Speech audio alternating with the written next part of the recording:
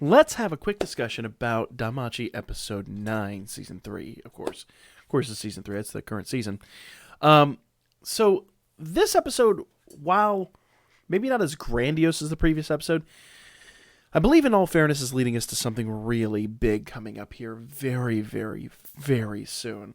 So let's just go ahead and jump in rather than getting into some of the early criticisms and actually enjoy what this episode does, because I think that's really where this episode shines. Like I said, if you were in for like an overly comedic episode or a really intense episode and all that, probably not there. But remember, we need some episodes that do more tension building and things like that to lead into these bigger conflicts. Now, I will admit the last episode was insane, so it does kind of feel like a bit of a shift from that, but at the same rate, there's a lot that happened here, okay? So let's jump in. First things first, the very first thing we see is Ikelos being banned from Merario. Like, he's straight up booted out. He's gone. Bye. Get out of here. And then we get this interaction with Hermes and Oranos, where they're talking about the Xenos. And every time you get an interaction with either one of these two guys, you feel like there's more to the story than what they're saying, especially Hermes. But Oranos seems lately to know more than he lets on. A lot of how to proof of this, in my opinion, unless Fells is hiding stuff from him, but I don't think so. They seem to be in. It's led to us in the episode that, you know, what Fells knows is what Oranos knows. And Fells knows where the Xenos are. She interacts with them several times in this episode. And Oranos, on the other hand, he and Hermes are having this conversation. They're like, oh, the Xenos are clearly hiding somewhere. We have a rough idea of where they're at, but we don't know completely where they've gone.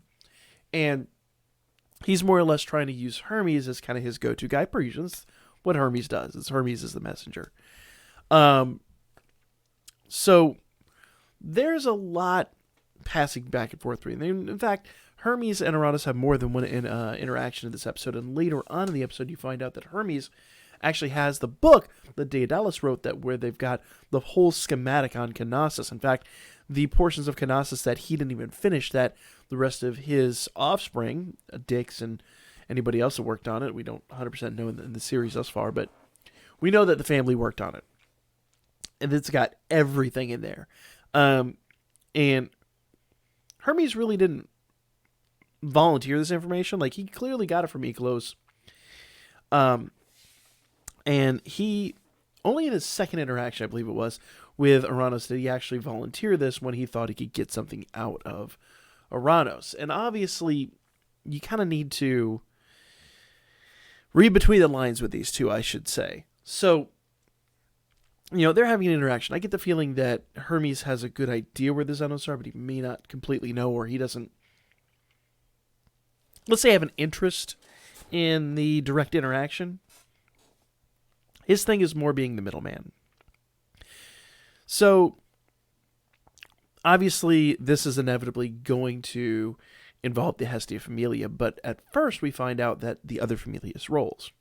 And right now, obviously the Ganesha Familia, they know about the Xenos. We've had the story of them, and right now what they're doing is they have the, you know, Babel is completely shut down, the door to the dungeon is closed, and there's just no in, no out, no nothing. Okay?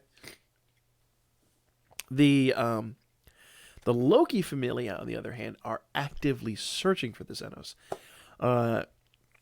There's a lot going on there. We'll get to that here later on in the episode, but there's a lot going on with that interaction. And so, even the idea that maybe we should just negotiate. In fact, I believe it's Hestia that after this, when Hermes goes to directly interact with Hestia and Belle, I believe it's Hestia that says, why don't we just kind of bring this idea up and, you know, we'll just get everybody to agree, scoot them off, and no one will be the wiser. Well, Hermes brings up a really valid fact, and he's just like, we can't do that. Even if Loki herself is like, cool, yeah, that's whatever, it's mutually beneficial, there's no way Finn's going to do it. Finn alone, and if you guys haven't read the light novels, there's a whole section in there about Finn is basically trying to restore his people to a level of greatness that they had before. They had like a patron deity that when the gods descended to Earth, everyone stopped believing in. And so he's trying to restore that, so to speak, by becoming the best possible example that he can be. So there's no possible way he's going to be like, sure, let's just let a bunch of monsters go. To the Loki Familia, at this point, you could just assume monsters are monsters. And this is a common thread we're going to get throughout the episode. Monsters are monsters. Monsters are monsters. A lot of people just don't want to interact with the Xenos. They just want to kill them and have the problem be gone. Much later on in the episode, in fact, there's the three gods that Hestia basically brought into the fray. Hephaestus, Miach, and I can't remember the last one's name, but he's the one that was Mikota's former god. And they're like, what should we do? We really don't have a... it's not our place to determine the fate of the Xenos, like, obviously the humans. Whereas the humans, obviously, they're direct children, as they call them. The Xenos are the dungeons, and that's very plainly laid out here. It's not really their place to decide. It's kind of the way it winds up. But so a lot of the gods are having a lot of interaction here. But we do get a lot of ground level interaction as well. Obviously, like I said, Hermes goes to Hestia and Bel, and he's kind of more or less charged them. And this is, once again, a lot of build-up to what's coming next. So Hermes even tells Bel, he's like, you seem pretty calm for a dude who is basically universally hated by the city at this point. Because remember, to everyone in the city, Bel is like a spoiled brat, more or less. They don't see Winnie for Winnie. All they saw was the monster that was ransacking the town, and Bel was chasing after, going, "That's my kill. That's my kill." And while it was, it was the best possible situation he could have created, given the circumstances. Even when he finally goes out in the city, people are harassing him. They're like, "How dare you show your face here?" And they even go to the I forget the street, but the people on the street are like, "You did this. This is your fault. Like, how dare you show your face here?" And what's really interesting is even Hestia kind of jumps in the fray, and she's like, "Hey, he was doing it to pay off my debt. So if you're mad at anybody, be mad at me." And I kind of get where Hestia's going with this, but I don't think it really helped, to be honest. Hestia has a tendency to be a little bit, for lack of a word, irrational about these types of interactions, and she doesn't really think these things through very well. So I don't think it helped very much, and I think, if anything, it might have done more damage to the Familia as a whole, but neither here nor there. In the middle of all this, Bel and Hestia run into Eyes, and right around the corner from Eyes is Loki. Loki eventually walks out and really starts antagonizing the two of them. If you're looking for a good comedic interaction, there's actually a lot of comedy in their interaction right there, and there's a lot of Loki is picking on Bel a little bit, but she's also antagonizing Hestia. It's a lot of fun, but there's still a lot of tension, shall we say, being built, especially between Eyes and Bel. They basically have a showdown, and Bel kind of averts his eyes, because obviously he feels guilty. And we know Eyes' answer from earlier in the episode, where it's, whatever, they're monsters. Kill them all. So Loki tells Eyes, she's like, go straight to Finn. Do not pass go. Do not collect $200. Just go. And Eyes being Eyes, just, okay, bye. Whatever.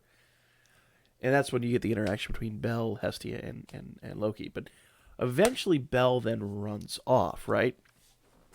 And after he runs off, he actually runs into Seer. And we get this really interesting interaction where she's like, basically he feels guilty about everything, and she's just like, "Look, your Familia is going to have your back, 100%. So why don't you just go to them, talk to them, hash it out. It's going to work out." And I wasn't thinking Seer would have a huge part in this episode. We kind of know from the game that she's the unit of the week, but it's good advice. And ultimately he does. He goes back to the Familia, and they're all like, hey, look, we've been working on this. You even find out that Welf, who's been locked in the forge for like 5 days, I believe they said, has made all these magic swords for just such an occasion. They're charged with helping the Xenos by Uranos, and when they accept that, they're sent a bunch of magic items, and there's this like A-Team style montage. I just dated the hell out of myself there, but where they're like, using the magic items and planning everything out and welding the van, and I don't think the last part actually happened, but neither here nor there. And at the end of all this, you get to like the planning phase, right? And you have Fells in the dungeon, or I say in the dungeon under the street where the Xenos are hiding, and they're talking about, are they going to interact with us? Are they going to do something? And they're like, yes, the Hestia Familia is coming. And everyone's excited. Oh, is Belle coming? No. Because Belle is basically public enemy number one. And having him here would make him a target. What's really interesting about this is they immediately jump to the Loki Familia, and the Loki Familia is like, okay, ignore Belle. Belle's pointless in all this. They're going to use him as a decoy, plain obvious. And I think it shows just Fells, who's been on this earth 800 plus years, kind of knows a thing or two. But even then, like, the mind of Finn is just so amazing that he's able to just kind of see through that immediately. So, end of the episode, we kind of run into the Familia breaking up. Hestia Familia has kind of gone all different directions. You find out there's 6 entrances to Knossos. We found out that the Loki Familia is broke up into 4 parts. So there's 4 parts for 6 doors. You basically have a 1/3 chance of it, and they're now heading into the to basically battle, for lack of a better word. I mean, it's not, but it is. The goal here, obviously, to sneak the Xenos back into Knossos, the man-made dungeon, so they can sneak them out of Arario back into the main dungeon. But with the Loki Familia in control of that, who knows how that's going to work out. So that's kind of where the episode's left. So that should be a lot of hype. I think the next episode's going to be back to a lot of action, a lot of tension, and a lot. I wonder if we're finally going to get that showdown between Belle and Eyes. Really, this episode really did kind of,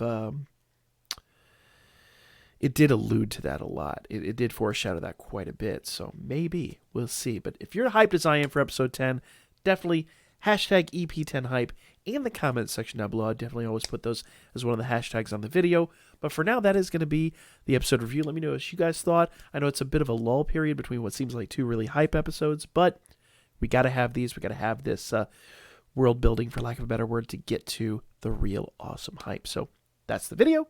Let me know what you guys thought. I'll catch you all next week for episode 10. Should be a good one.